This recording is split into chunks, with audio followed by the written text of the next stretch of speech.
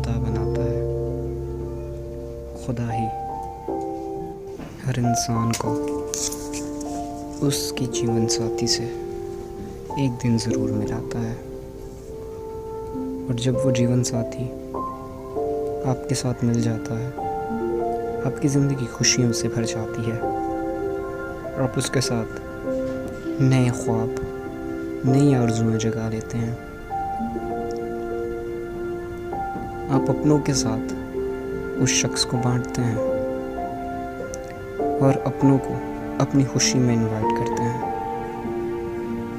یہ بہت ہی خوبصورت رشتہ ہے جو ہم مل کر جو ہے ساتھ میں خوشی سے جیتے ہیں، اور اس میں ہم ایک دوسرے کا بہت زیادہ جو ہے کیئر کرتے ہیں۔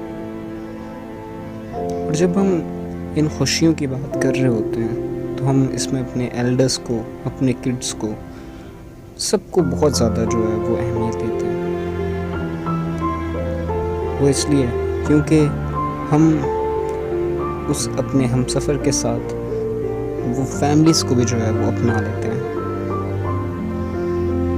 اور ایک بہت خوبصورت رشتہ جو خدا نے بخشا ہے اس کا اقرار سب کے سامنے کرتے ہیں کہ ہاں، ہم اس کے ساتھ اپنی زندگی بھر خوشیاں، غم اور تمام تر زندگی کی چیزوں کو بانٹنا چاہتے ہیں۔ وہ دو شخص ایک ہو جاتے ہیں، اور دنیا کے اندر آپ نے دیکھا ہوگا کہ الگ الگ کپلز الگ الگ طرح سے جو ہے وہ اس دنیا کے اندر اپنے پیار کو جو ہے وہ ظاہر کرتے ہیں، لیکن یاد رکھیں کہ ان کا کریٹر جو ہے، ان کا بنانے والا جو ہے، وہ ان سے وہ سب چاہتا ہے جس کے لیے ان کو کریٹ کیا گیا ہے۔ لیکن ہم سب یہ بھول کر اپنی خوشیوں میں اتنے زیادہ ڈیپ چلے جاتے ہیں کہ اپنے آپ کو زیادہ اور خدا جس نے ہمیں بنایا ہے اس کو وقت بہت کم دیتے ہیں۔ کہ خدا نے ہمیں اس لیے نہیں بنایا کہ ہم ایک دوسرے کو جب پالیں تو ہم مل کر اس کے کلام کی خدمت کریں؟